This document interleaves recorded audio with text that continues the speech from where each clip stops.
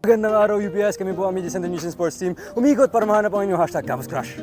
Kilala ang Pebrero bilang buwan ng mga puso o ang Love Month. Kasabay dito ang pagdiriwak ng Valentine's Day. At ngayong nalalapit na nga ang Valentine's Day, curious kami, ano nga ba ang hinahanap o tipo ng mga UPI students sa isang tao?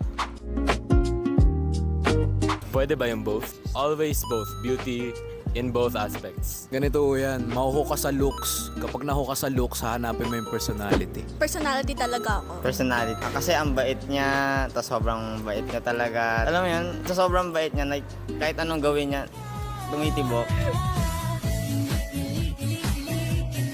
For me, looks. Personality. For me, kung kaya mong tiisin yung mukha ng tao, mas madali siyang tiisin. Para sa akin naman, kung hindi mabait yung tao, I don't think I'm gonna be G with them.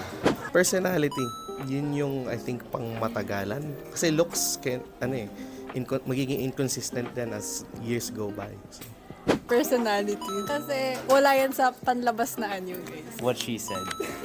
Personality. Pabalik tayo sa yun, di ba, sa aesthetics, Sir Abby? Paano kung maganda siya pero pangit yung loob, di ba? Parang hindi din naman maganda yung taong yun, di ba?